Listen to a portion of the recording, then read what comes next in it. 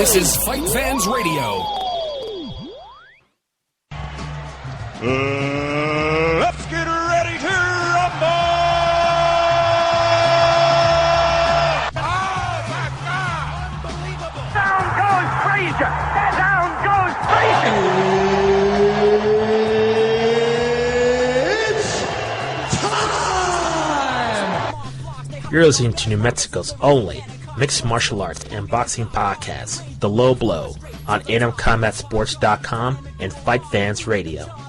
It is episode 173 of The Low Blow on Fight Fans Radio, SouthwestFight.com, and USCombatSports.com. I am Justin Goodrum, joined by Jorge Hernandez. What's up, man? Happy New Year. Happy 2014, Jay. Yeah, that's right, man. Even though we've been only a week away, it feels like we've been gone for like a month. It does, especially with, even though it's the end of the year, we had a lot of fight news go down, so that's probably it. No doubt. On today's show, we're going to spend most of our time discussing a very eventful and in some ways shocking UFC 168. We're going to preview this weekend's first ever UFC Fight Pass event, UFC Fight Night from Singapore, so we'll break that down. As always, you can get in touch with the show through our social media partners, through Facebook, through Twitter, through @TheLowBlow through Twitter, and then type in Low Blow Podcast on Facebook. They'll have all our updates, just news items, latest shows, bonus videos. In fact, I believe if you go to Twitter right now, there's a link to the latest video featuring Jorge's best of interviews from MMA and boxing from New Mexico Combat Sports and National Combat Sports as well. It's about a 7-minute video. Please go check that out. A lot of highlights, a lot of outtakes, pretty cool stuff. Or if you can just go to youtube.com/lowblow505, you can check that out as well. And our podcast is always available on Stitcher Radio, Spreaker, and on iTunes. And don't forget to always log into the Fight Fans Radio Network on Facebook, Twitter, YouTube, and Ustream.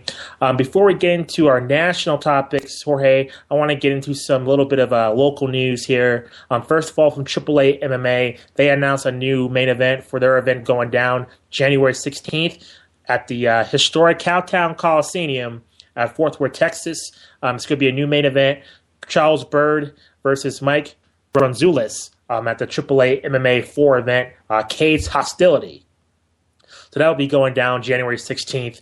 Chaz Skelly was out with an injury. So for more information, go to AAA MMA's Facebook page for more on that. And also looks like we're getting another King of a Cage event coming to the Crown Plaza February 8th, 2014.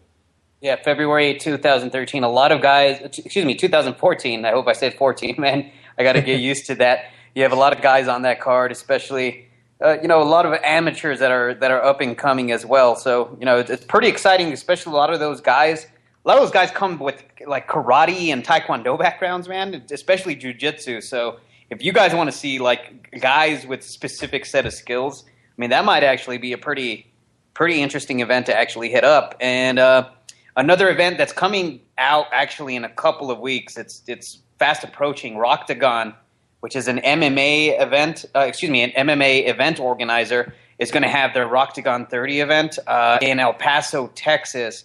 That squares off Billy Colon, who's a fighter out of Las Cruces, against Daniel Miller, coincidentally a Fort Worth, Texas fighter. So it's actually a pretty damn good main event for local attraction. So if you're down in El Paso, make sure to check that one out. That's interesting. Their name is Roctagon. I'm surprised there hasn't been any lawsuits headed their way. Now, granted, they're not saying Octagon, but still, the play on words, UFC's kind of crazy about that stuff, so hopefully they don't notice. Yeah, Roctagon. I think the ROCK might save them in a legal battle. But yeah, again, that's going down January 17th. So let's get to the national news and let's talk about some ratings. UFC 168 prelims did pretty well. The main event was Uriah Hall TKO victory over Chris Lieben. I guess we can say Chris Lieben's retirement bout. Apparently people saw that. It averaged about 1.5 million viewers. That is the most watched UFC event in its network's history so far. That's 56% above its previous mark of 998,000. But I believe that was the show headlined by Shogun Rua and Chael Sonnen. So it's fairly interesting that, people like to criticize Chris Lieben. They like to say he's washed up, but yet the guy still draws ratings. I mean, even though Granted, this was the prelims of the biggest UFC of the year. Usually the prelims has to have a pretty exciting fight for people to watch. So Chris Lieben drawing a big crowd, even though he's pretty much finished with his career. No, it was sad to see the way that he went out, but nonetheless, as you mentioned, he does attract viewers. A lot of people know that when he comes, he's going to come to scrap. So it's very disappointing to see him go out that way, but in a way, it was good to see him go out on his own terms, man. He knew he was done in that fight, and he did the right thing and just retired there on the bench. So, I mean, it's a sad way to see that go. But as far as the numbers, as far as I know, that did better than any boxing on HBO or Showtime also. As far as the I believe, did you say 1.5, right? Yes, correct. I think Miguel Cotto may have done something similar against Delvin Rodriguez. So those were the two biggest, I guess, most sought after. So this was UFC's most viewed card, right, of the year as far as complimentary television. Correct. The numbers are weird because of the switch to Fox Sports 1. Mm-hmm. So the way it works is Fox Sports 1 has less subscribers than FX did. Yep. So it's kind of on a weird kind of scale though. But this is huge numbers, especially since Fox Sports 1 is still trying to get all their subscribers and everything, trying to get sports viewers to watch their network. It's a pretty big deal. Oh, you can think about it. You think of HBO and Showtime where boxing is held. So those stations have been around. Those networks have been around forever, Jay. Sure. So for Fox Sports 1, a channel it's so young and it's just in its infancy, for it to be doing similar numbers to those two networks, it's actually a pretty good sign for the UFC. It is, big time. And other news and boxing news, and what to me is the biggest upset in MMA or boxing there in 2003, Abner Mares versus Johnny Gonzalez won. Of course, that went down in August, knockout by Johnny Gonzalez, who was something as high as a 7-1 underdog, 8-1 underdog, crazy. Their second fight, which was supposed to take place at the beginning of this year, has been pushed back. Apparently, Mares has injured himself, and according to reports, he did suffer a rib injury in training, and claims that he'll have to move the fight back. It's still in the spring. It's going to take place March 15th. Either way, it's best for Mares to take the most precautions necessary, especially since we saw that Johnny Gonzalez is no joke, and despite having a 55-8 record now, he's still a threat. So Abner Mares making the right move and pushing this back just a little bit. That's going to be a pretty highly anticipated fight come next year, Jay, just because people are going to want to see if Abner Mares can jump back. For a while, he was the next big superstar. I mean, he was born in Mexico, but he's pretty Americanized. So they were hoping that was Golden Boy was hoping that would be their next superstar, and that was obviously derailed by a Johnny Gonzalez hook to knock him down and knock him out. Well, I mean, it's not too bad. I mean, compared to MMA where John Jones has a minor injury and a fight's pushed back 2 months, at least this is in March, so we won't have to wait too long to see the kind of conclusion of this feud that they got going on here.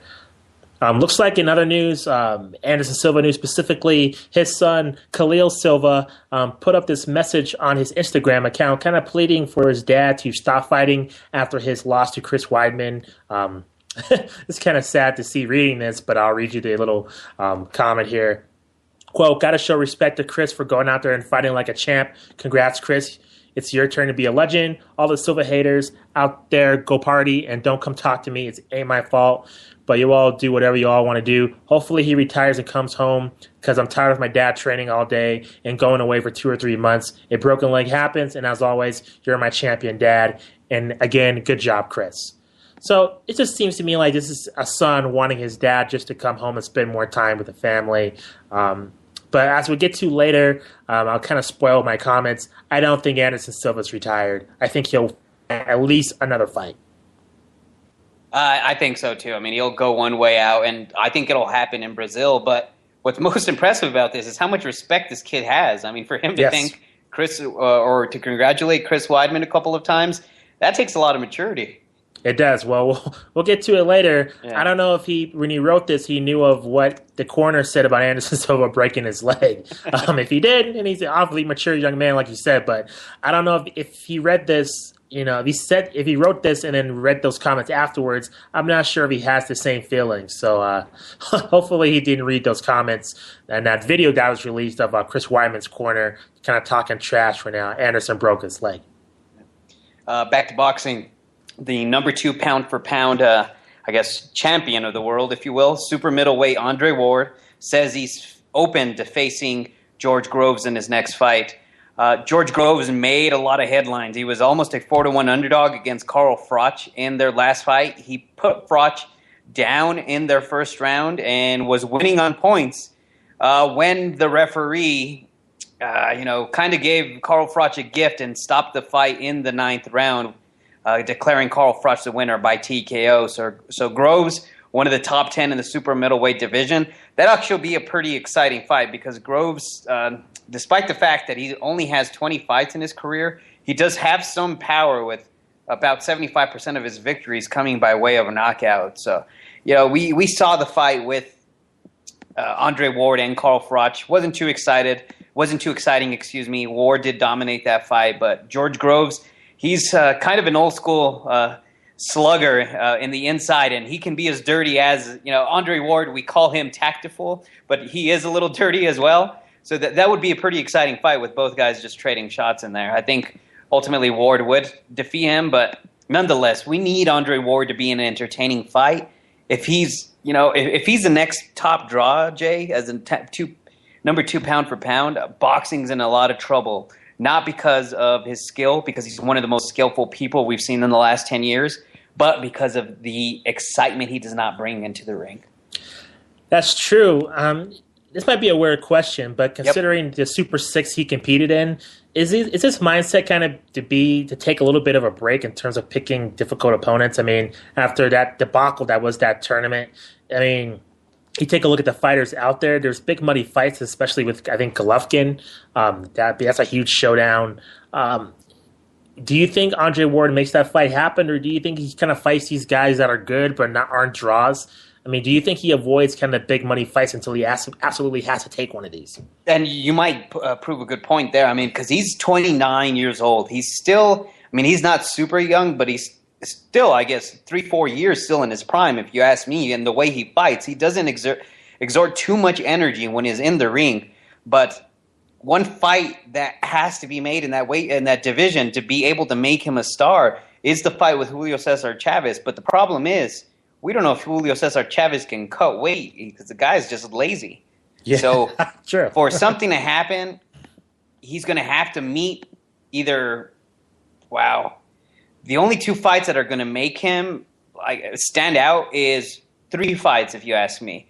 If he moves up to light heavyweight and fights Adonis Stevenson or Bernard Hopkins, which is unlikely because Hopkins is a Showtime fighter, or if for some reason, Gennady Golovkin is able to move up to 168 and that fight happens. But Golovkin is, pretty good at the weight that he's set there, and he still has a lot of fights that he can make happen at that weight class. So it's going to be tough.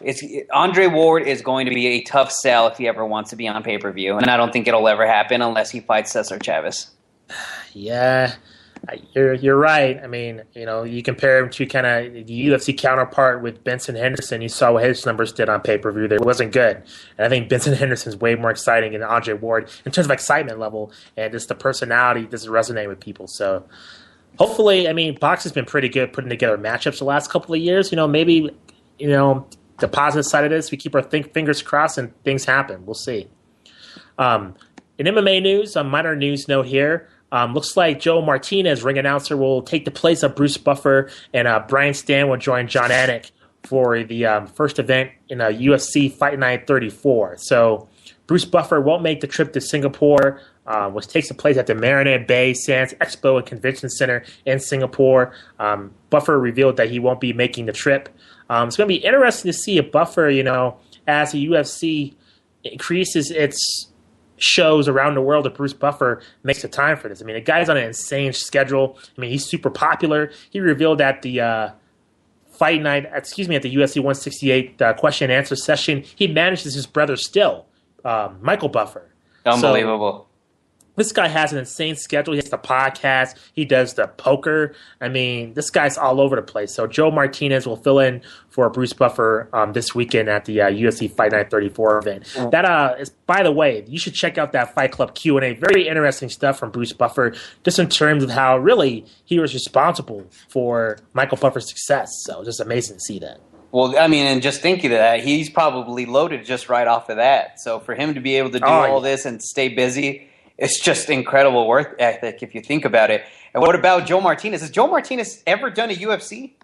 He has. I think, because he was talking about that was his dream to do like a pay-per-view or one of the UFC on Fox. I think he did one of those. Don't quote me on that, but I know Bruce Buffer couldn't make it because of his scheduling conflicts, and Martinez filled in for that one too. So, and for people that don't remember, he was the voice for WEC back in the day, man. For 4 years, that guy was, giving us the "Are you ready?" Yeah, I like him as a ring announcer. He's done some boxing too, which is weird. When I first saw him do boxing, it's like the WC announcer doing boxing. But he's good all around. He's a good announcer for sure. He's a fun Twitter handle to follow, also. So if you guys are on Twitter, make sure you guys follow him because he interacts a lot with the fans. So he's a pretty good guy there. Again, back to the boxing. It's a fight that I don't know if many of us want to see. I think we're all riding Marcos Maidana's victory against Adrian Broner as a high, but Marcos Maidana wants a crack at Floyd Mayweather, and Floyd Mayweather Sr. believes that it'll be a pretty big fight. So, as we mentioned, coming off the biggest fight of his career, Marcos Maidana wants to fight Floyd Mayweather. The Mayweathers, specifically Floyd Sr., feel that it's a no-win situation. And if you think about it, it almost isn't. Marcos Maidana has never been on pay-per-view. Marcos Maidana has not fought one of the top pound-for-pound fighters in his entire career, despite the fact that he is exciting. Because of the high that the boxing world's coming off of, because of Maidana's victory, that what he was able to pull last month, that's why it would be a good fight to happen. But, if it happens in May, that tidal wave that Maidana's in is going to, it's going to come to shore by that time. Everyone's going to not really remember or ride that high from that victory. So it's a fight I don't think most of us want to see. Right now, there's really not a fight that we want to see Floyd Mayweather in because he easily dominated everyone. It's true. And I think it would be good for Maidana. Maybe you do something with Mayweather, you find him another opponent, and maybe do Maidana versus a top contender like Cotto or somebody who might be in line to fight Mayweather, and then the winner fights him in September or October, something like that. Yeah. Our last news item. No, I take that back. Our second to last news item. Last news item for mixed martial arts. New bout signed for UFC 170. Alexis Davis taking on Jessica Evil Eye. So another women's bout here. It'll be pretty interesting to see how Jessica Eye transitions from the US from Bellator to the UFC. She fought Sarah Kaufman in a split decision at UFC 166 in October. This fight's going to get a lot of attention considering that Ronda Rousey's fighting Sarah McMahon. We'll get to that later, but this is definitely an interesting bout. Both these women undefeated in the UFC. Alexis Davis 2-0 and Jessica Eye 1-0 in a bantamweight showdown at UFC 170. This card's awesome, man. It's turning out to be really impressive. You have Daniel Cormier taking on Rashad Evans, McDonald taking on Damian Maia, Rafael Dos Anjos taking on Rustam Kanabinov. And then you have Alexis Davis versus Jessica Eye, Mike Pyle, TJ Wahlberger. So this card, UFC 170, going to be pretty good if everything holds together until late February. Those first 4 fights, man, those are all 4.5-star fights, if you ask me. I mean, those are incredible four fights to be able, to be on a pay-per-view. It's just, I don't see how you get better than that unless you put another championship fight on here. It's just pretty unbelievable. So Rousey, again, do you think it's a quick turnaround for her? It's extremely quick, but I think it's good. It's really good for the UFC, and it's a really good sign for that organization that she wants to fight immediately. That pretty much means that she's engaged in the sport. If she's going to take a long extended break, I'd be a little bit concerned in terms of her kind of dedication to mixed martial arts, especially getting the taste of doing 2 movies, Fast and the Furious and the Expendables. I mean, that's a lot for somebody just to say, I'm done fighting. I'm just going to do movies for the rest of my life. So for Ronda, it's good to see her immediately take this fight so quickly. Yeah, and back to boxing news, I think if this fight were to happen, Jay, it would turn most MMA fans' heads to it as well, at least to acknowledge that it's going to happen. Ruslan Provodnikov and Brandon Rios, and I think this drives everyone in the boxing community, giddy here. They're open to facing one another in what will be an unbelievable war. I think it'd be one for the ages. So junior welterweight title holder Ruslan Provodnikov and former champion Brandon Rios, two of the most, right now, probably two, would you say, them and Pacquiao, maybe the most exciting fighters in the game right now? Those two, we got to put Golovkin in there, I think. Golovkin? Okay, I'll throw Golovkin in there as well. But as an action fighter. Yeah, they have opened up on Twitter. Actually, they did discuss on having a fight. Ruslan Provodnikov, 23-2, 16 KOs. And Mike defeated Mike Alvarado in October. Alvarado, of course, defeated Rios. Rios lost to Pacquiao recently, if you guys will remember, this past November. But the two guys said that they're ready to fight one another. Here's the awesome thing about this, Jay. They both fight on the same network, so the odds of this happening are pretty damn good. Oh, yeah. I think it's going to happen eventually. It's a tailor-made matchup, and I'm sure it'll be one of our candidates for Fight of the Year in 2014. Here's a question for you. Sure. Would you pay pay-per-view for this fight? If it was on with another fight, maybe. By itself, no, I wouldn't. And that's what boxing has to know. I think Showtime is learning this. You have to put good undercards on pay-per-view events or just in events altogether. Showtime does an excellent job, a lot better job than HBO of putting undercards, because Showtime sometimes will have 3 or 4 fights as opposed to HBO that might only have 1 or 2. So, it's Showtime. HBO has the money to be able to put another card under this, whether it be on its own or whether it be on pay-per-view. This past year, pay-per-view numbers didn't do too well, and people may not have noticed, but we didn't have as many pay-per-view boxing cards this year as we've had in the past. And that was a great thing for boxing because its popularity, it turned back up here just a little bit in 2013. I agree. And I'm sure we're going to break that down extensively in our year in review show coming fairly soon. So look out for that. So, man, let's get to our 2 rounds. It's our weekly segment where myself and Jorge, go on a rant for a minute or so on the hottest topics in combat sports. Do you want to start us off this week?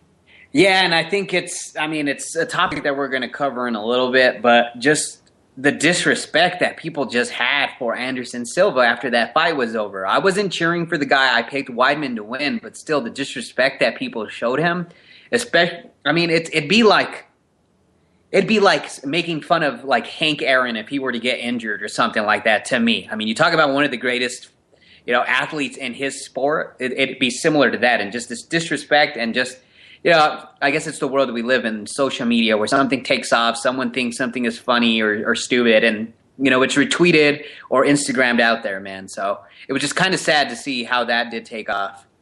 Yeah, I'm not surprised. When you're on the top of your game, you have plenty of haters out there. Same thing with, LeBron James or any other athlete in any other sport, and particularly Anderson Silva because, his antics in the octagon, I think that got a lot of people to be kind of enemies of his, of fans that really did not like him, and seeing him kind of possibly end his career that way probably made them happy, and it's kind of sad they think that way. But nevertheless, I think, those antics pretty much turned a lot of people off, and seeing them get hurt like that, especially since if you're not really connected to a sport, you're just kind of watching it for your own entertainment. You don't really think of people as human beings with families and that are actually relatable as his people. You just don't really care about the consequences of going in the octagon. So it's just a shame people acted that way. Yeah, no, it's just very disappointing. Yeah. Just my thing real quickly, it's not really a big deal because we're going to get into stuff a little bit later. But I don't know if you noticed this, Jorge, but the 2 Glory kickboxing events, Floyd Mayweather's been at both of them. And we talked about this briefly. He was at the first one in Madison Square Gardens Theater, and I think that was in October or November. And then he went to the event in Japan, which to me caught my attention because, going to one kickboxing event in New York, Floyd Mayweather's rich 3 times over, so he can afford to do anything. I just thought maybe he's in New York, he saw this kickboxing event, I'll just go. But to me, again, he shows up here to Japan something's up. If you were to speculate, why would Floyd Mayweather go to this Glory kickboxing event in Japan? He's talked about maybe managing MMA fighters before, but this seems fairly strange that, again, he would go to the other side of the globe to watch kickboxing. We talked about before his interest of managing fighters in the UFC, as you mentioned, but could you imagine if Floyd would invest some money into either a kickboxing promotion or an MMA promotion in Japan, and if he were to kickstart that community back up, man, that would be the craziest thing ever. It'd be the weirdest story ever. I don't know if he wants to invest that much time, and I don't know if he really loves the sport enough to really do that. His heart's in boxing. I mean, he'd be a boxing promoter first. I'm just totally baffled at why he'd be involved in Glory. But maybe he's diversifying his portfolio. I don't really know, but hey, if he wants to be entertained by a sport, I mean, Glory's been they had a kick-ass year this year. I mean, the 2 shows I watched were unbelievable. So, I mean, no complaints here if he wants to become a fan. That's for sure. Man, I guess it's an interesting question and something I haven't thought of. How much momentum can they build here in 2014, man? You think? I mean, obviously, it's not going to get a boxing or an MMA level, but yeah, sure. I mean, do you think it can make a sport as like having maybe top 10 sports? I think you need to. I mean, I don't really know. You would know this question better than I would. I don't really know how many people are really. What's the capacity of Madison Square Garden's theater? That's not very big, man. That's like 8,000.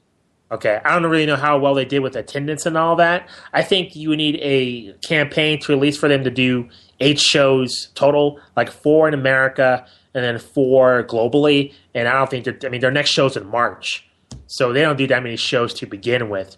So I think they need to really up their shows and really show a commitment to the U.S. fan base. But the ratings are awesome. I mean, the ratings were up like 56% for this last show. So that just tells you there's an audience for this. The shows are amazing. The commentary is awesome. Duke Rufus does a good job with Morrow. So, I mean, it's a product people want to see. I just think it needs, its best hope for a star is probably Tyrone Sprong. But at the same time, he's doing mixed martial arts and he has a deal with World Series of Fighting. So you don't really know what his priorities are at this point. Yeah, and as for it to actually break into the mainstream, I don't think that'll happen or will ever happen. I just think most of mainstream sports fans don't have the knowledge or the patience to learn the sport, to be honest. I mean, even though it's not as complicating as MMA. Yeah, and I think, also you've seen a lot of, like my dad and a lot of, guys that grew up with boxing, they always say, they tried kickboxing back in the 80s, they tried kickboxing back in the 90s, and it failed, which I don't really understand. I was like, where's this mysterious kickboxing organization that I never heard of in the 80s and 90s? I don't know. But I guess it failed back then. But I think it stand a better chance now of succeeding, so we'll see. So, man, let's get into it. UFC 168. And if you don't mind, I want to take the co-main event first because I want you to help me with this fight. Ronda Rousey, Miesha Tate, the rematch, okay? First match, Miesha Tate's emotional. Miesha Tate claims that she went towards Ronda because she wanted to punch a hole in her head, basically, and pretty much beat her up. Instead, Ronda took advantage of Miesha Tate being emotional, got the arm bar, the rest is history, right? The reality show, and here it's the rematch. Now, the roles are reversed. Supposedly, Ronda's more emotional. She hates Miesha Tate. She mean-mugs her every time she gets. And meanwhile, Tate's happy. She's smiling. She's saying all the right things. And then the fight happens. And then Miesha Tate bum rushes Ronda again. Ronda takes her for a ride. And the fight was just completely baffling. So I want to ask you two questions. Why would Tate use the strategy that clearly did not work in the first fight? That's number one. Number two, I was just when the round ended, I was just envisioning Emmanuel Stewart was the boxing trainer, legendary boxing trainer. I just could imagine him being in Miesha Tate's corner, yelling in her face, "What the hell are you doing, little girl? Why are you using that strategy? Where's the game plan?" Just screaming in her face. I was like, "Please, Emmanuel Stewart, just come down from the heavens and please just save this fight." That didn't happen clearly, and her corner really told her she did a good job. Didn't tell her not to go for the takedown, and yet she did. The second round happened. The third round happened. Ronda Rousey with judo takedowns over and over and over again. I was completely baffled. Can you please explain to me what was Miesha Tate thinking? Why? I think she was reminding herself that she was a 6-1 underdog for a reason. But besides that, man, I have no idea what she was thinking. In the first round, I'll give it to her. She did a decent job of getting away from Rousey somewhat on the ground. I mean, there were a couple of times, I think multiple times, to be honest, where I felt that Rousey could have actually ended the fight on the ground. And, she really didn't risk it, or maybe Miesha was too slick on the ground. You and Erica, we were talking about this off the air, but you guys did mention that the women did a pretty good job on the ground, and I'll admit that. But to me, the stand-up was extremely sloppy, and why Miesha Tate didn't take advantage. She was landing some of her straight shots on Rousey, and for her not to take advantage of the stand-up, man, and try to go to the ground, I mean, Miesha Tate didn't have a strong, base set. She was standing straight up, and that's the last thing. I'm no expert, Jay, but the last thing you want to do against, a judoka is to stand straight up. You do not want to do that because you're going to get flipped over easy, and Miesha Tate did that time and time again, and she paid the price for it. I was shocked. I was watching the fight with my brother, and I had no words. I couldn't explain what was happening. My mind was just completely blown for a different reason. I couldn't really enjoy the fight at all. I didn't even notice what was going on. I was like, what is this woman doing? Like, why is she doing this? Over and over again, Ronda with these textbook takedowns. I guess let's get to the finish. Just, another armbar victory for Ronda Rousey. A lot of people commending Ronda for her striking ability. I think we're on the same page here in terms of her striking being a little bit overrated, considering this fight she decided to throw some actual strikes. So I guess I want to ask you, comment on Ronda's striking, and also, I guess the ending, everybody was talking about it. She got huge boos once the fight was over. Miesha Tate offered her hand for Ronda to shake. Ronda declined, and she got booed for it mercifully. Do you think we've seen the birth of the next big pay-per-view star for the UFC because of that incident? I definitely think so. And, either people are going to love you or hate you. And Ronda Rousey, to be honest, I think she's a polarizing figure. I think there's an equal amount of people that love her and hate her, to be honest. Sure. I'm a fan. Don't get me too. wrong. I'm a big fan of hers just because of what she's able to do to this women with the same move. This is Bill Goldberg coming out with fireworks all over. Basically. People yelling out, Good comparison. Goldberg. Yes. It's the same to me. It's almost a gimmick, but it's not, Jay, and that's the beauty of it. It's a gimmick-like style of fighting, but guess what? It's effective and it's real, and she wins and wins and wins, at any cost, and no one has given her any problems to where you think she's going to lose the fight. We've never seen... Oh, go ahead. No, I was going to say, and Miesha Tate, I mean, a lot of those Sure. shots I tweeted that night, I was like, Miesha Tate is throwing Ricardo Mayorga punches, meaning they are not very technical and they are wild for those people that aren't boxing fans, but... It was unbelievable because some of those straight shots that she would throw were landing on Rousey. Rousey's lack of head movement surprises me, Jay, primarily because her trainer's a damn boxing coach. It's like, how do you not teach your fighter head movement? It was just – and I think that's something she's going to have to learn to do. If she fights girls like Kat or if she ever fights Holly Holm, come within the next year and a half. I mean, that's going to come bite her back in the butt. The home fight, I don't think will ever happen, but... Sure.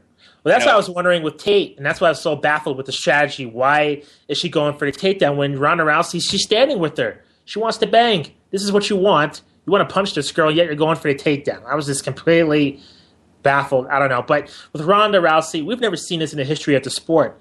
Oliver wins by armbar. I mean, if this was a man, you imagine this was a male? Yeah, especially, people would say, okay, the women's division has no depth and it's new. But this was a heavyweight doing this. I mean, there'd be tons of attention, so there's no excuse. This is unprecedented in the history of the sport for anyone, man or woman, whatever, to have all their victories by armbar. It's absolutely incredible. Yeah, I mean, it's becoming synonymous with The Undertaker's tombstone and Bret the Hitman Hart sharpshooter. It is. Ronda Rousey's armbar, damn it. Agreed. Let's talk about the main event, and I want to get to round two specifically and the incident. Because at first, I mean, we're not fighters. and the incident that occurred is awfully rare. I think I remember showing you the Corey Hill incident at our college, our student union building on my laptop with Corey Hill. I don't know if you remember that or not. I do remember that. So it brought me flashbacks. It wasn't as bad as Corey Hill, but I want to ask you, Jorge, shouldn't Chris Weidman get credit for breaking Anderson Silva's leg? It's a technique. Anderson Silva threw the leg kick, and Chris Weidman checked it. A legal maneuver. He practiced it. Ray Longo taught him the maneuver. Anderson broke his leg and suffered in a TKO victory for Chris Weidman. Why isn't Weidman getting the credit for his victory? It was brutal. It was sad to see Anderson Silva get stretched out like that. But shouldn't Chris Weidman get 100% of the credit for his victory?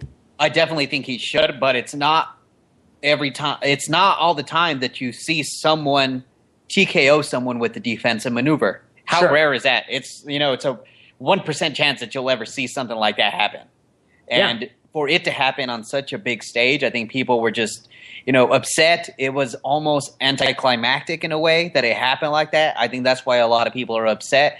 I saw a lot of posts where people were calling the move dirty, but heck, if you're trying to kick me, I'm going to try to block that damn thing. And Anderson Silva throws those oblique kicks. What about that? And everybody's complaining, Anderson Silva throwing those kicks can tear it out of the ACL. I mean, he's willing to throw those kicks, and Chris Weidman's, it's fair game to check them like that. And I completely agree with you, but, I mean, for that to happen the way it did, it was just unbelievable. The first round, what's crazy is I saw some, pretty respectable reporters score that round 10-8 for Chris Weidman, man. Well, he did hurt Anderson. I don't know if I saw it that dominant, though, to be able to score 10-8. To me, round 5 of Shogun Hendo, that was 10-8 to me, and none of the judges scored that. So, I mean, I don't think. I mean, for an MMA judge to score 10-8, it's a once in a blue moon kind of thing, man. But I mean, the first round he was controlled. Silva was a lot more fluid, and you could tell he took this fight pretty serious, the way he was behaving in the cage, and for it to go down that way. Jay, this is so crazy. I mean, I wish I were more of a gambling person. The odds of someone losing by KO or TKO in this fight, 5-1, dude. Wow. 5 to freaking 1 underdog. Wow. That's ridiculous. Made a lot of money. Would have made a lot of money, especially on what happened in the last fight. Just unbelievable. I'm surprised the odds were like that. That's insane. Because especially with Weidman's ability to knock Anderson Silva out and Anderson Silva's KO percentage, I mean, you would think that'd be a little bit closer together. That's unbelievable. I was going to say, I mean, I completely agree with you as far as what you said about being defensive. I mean, it's very rare that you see anything like that. And, Chris Weidman, I mean, he proved, to me, he proved that the first fight was not a joke. And this is why. Because he saw a flaw that he personally had in the last fight, and he corrected it. He did not check any kicks in the first fight. To me, I think he checked, maybe 5-6 kicks this last fight? Sure. And one of them ended up being, an excellent point. And that is skillful. And that is what champions do. They polish the skill, they polish their flaws, and we saw that. I mean, if Chris Weidman becomes defensive, that's scary. It is. Weidman's set to face Vitor Belfort in Vegas. It looks like that match will not be good. I'm glad it's not in Brazil for the 8th time in a row. For Vitor Belfort will not be super jacked. It will be regular Vitor, not Super Saiyan Vitor Belfort. How much TRT was in that tie and vest he was wearing the other night, man? Oh, Lord have mercy, man. Right. Up to the gills. Before we move on to the other fights real quickly, Anderson Silva's retirement's come up. He had successful leg surgery. Everything seemed to go okay. He's out to 3 to 6 months. His doctors seem like this is not a career-threatening injury. Everybody claims that Anderson Silva's finished. I'm at the opposite. I guarantee you we'll see Anderson Silva back into the cage. He won't be fighting for the belt, but I can see him fighting one more fight before he hangs it up. And when does this happen? Spring or summer of 2015, you think? No, I think 3 to 6 months. So we're in January now. I say November of this year. I mean, who would he fight? I mean, what would be crazy if him and Michael? What do you think, Machida? Bisping? All right, let's do Bisping. That would be a pretty entertaining fight, actually. Bisping wants it. Bisping's going to stand. He's not going to go for the takedown. He's just going to strike with him as an easy fight for Anderson Silva. And he's wanted that fight for a really long time. So Give it to him. Why not? I think that's a perfect fight. That'd be a pretty entertaining fight, man. Michael Bisping's going to talk trash. Anderson's last fight. It's perfect. Do that. And do it in Brazil. You bring in a villain. You gotta do that. You gotta do it in Brazil, and it's gotta be a villain. And I think Bisping fits all of that for the organization. He does. We're running a little bit short on time here, but I do want to break down a little bit more of this card real quickly. We saw Travis Brown defeat Josh Barnett with 2 elbows that were illegal. Dustin Poirier takes out Diego Brandao very disappointingly, and Jim Miller gets back on the winning track, defeating Fabricio Camoes. Chris Lieben, we discussed that. Michael Johnson gets a victory over Gleason Tebow. Dennis Seaver looks good over Manny Gambarian. Anything that really caught your eye, obviously Travis Brown, who trains at Jackson's, looks like he's in line for a title shot if he can defeat Verdum. Diego Brandao seems like he's going through some personal problems. He was involved in some kind of car accident. Dustin Poirier, a guy you claim not to be a fan of, gets back on the winning track here. Any of these fights caught your eye on here? Travis Brown, for him to be able to do what he did to Barnett. I mean, I picked Barnett for this fight, and I thought he'd win rather easily. But for Brown to pull this off the way he did was just unbelievable. So, to me, it's interesting how Brown, despite the fact he lost to Antonio Silva, again, it was a freak injury that happened to Travis Brown that fight. But what he's been able to do in his last 3 fights, KO of Gonzaga, KO of Overeem in the first, and then KO of Josh Barnett. I mean, that's huge. I mean, those aren't easy guys just to dispose of in one round. So just really unbelievable what he's been able to do. And, you never know what we're going to see with him. But, man, I mean, what's next for him, you think? It's tough. I don't know. I'm sorry. I was trying to find this card here. Which fighter you were talking about? I apologize. No worries. Travis Brown. What do you think will be next for him? Yeah. Sorry about that. I think with Travis Brown, he's kind of in a weird situation. We don't know what Cain Velasquez's timetable is. Junior Dos Santos, we haven't even heard from him since he lost to Velasquez. I mean, conventional wisdom would be hopefully he fights for Doom fairly quickly and he fights Cain Velasquez sometime in the fall. But we really don't know what the seriousness of this back injury is for Cain. So I would say for Travis Brown to be active as much as possible. Certainly him fighting for Doom if he beats him. Certainly fighting Junior Dos Santos. I think 2 victories there, automatically he's the number 1 contender. I think even beating for Doom, he's number 1 contender. But I don't like him taking an extended amount of time off to wait for Cain Velasquez to heal. We really don't know the extent of his injuries. What about him and Hunt? It's a great fight. Again, Mark Hunt, his hand's jacked, so we really don't know when he's going to return. And really with Mark Hunt, he's been in so many wars, man, especially later in his UFC career. I'm wondering if he wants to even stick around. I mean, if he's promised a title shot, if he beats Brown, maybe, I think that would be for the best. So we'll have to really wait and see. I mean, the heavyweight division's in a weird kind of space right now. I mean, you see Daniel Cormier moving down in weight. I think it's ripe for the taking if Cain Velasquez is healthy for Brown to get into that title picture.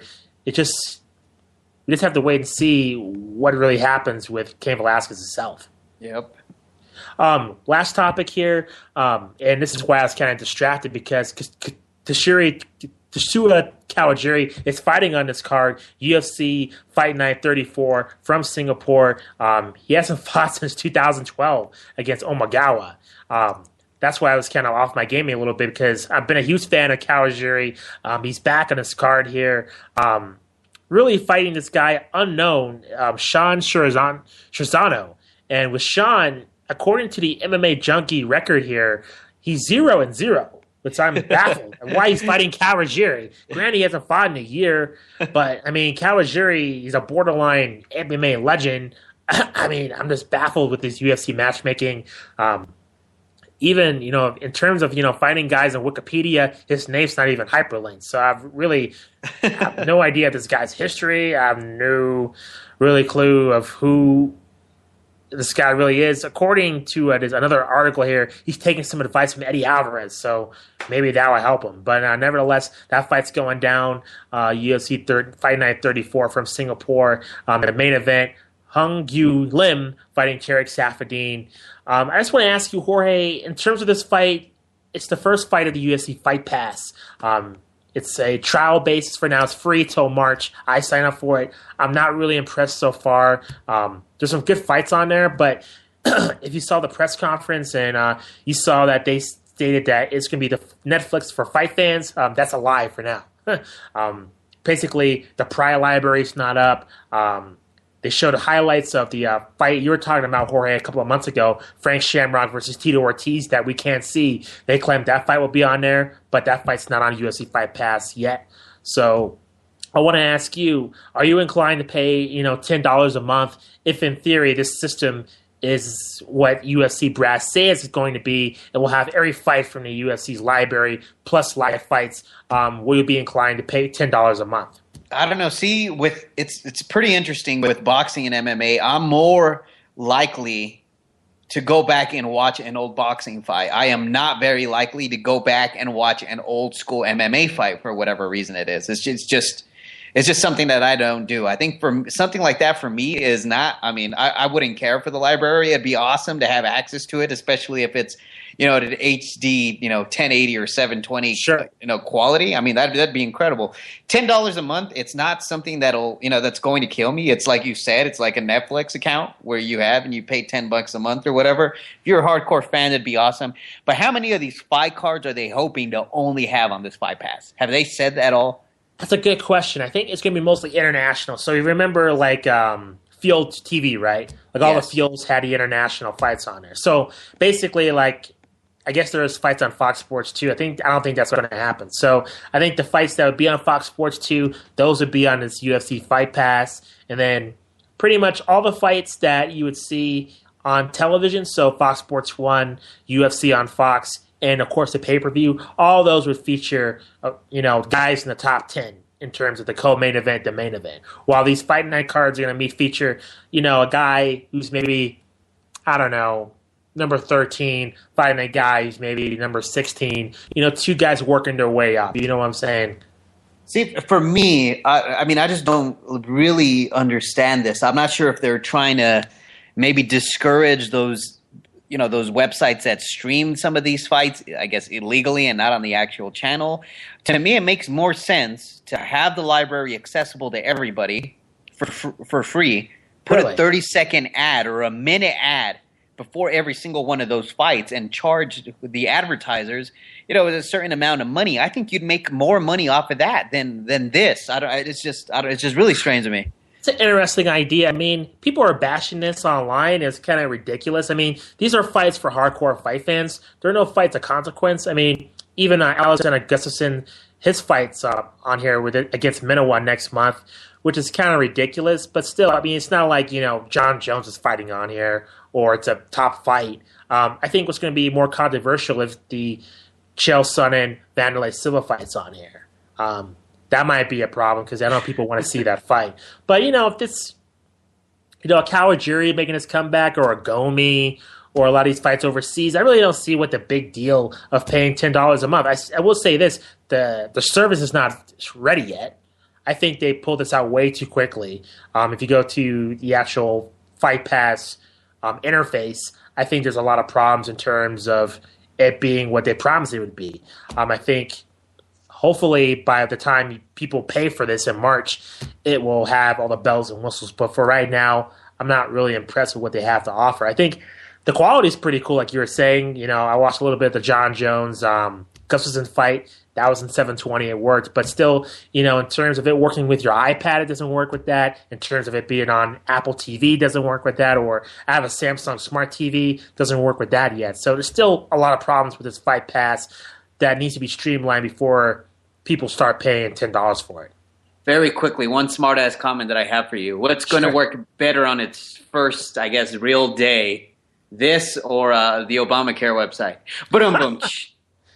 That's true, man. That's a good question. No comment. A little humor for our conservative fans. Yes.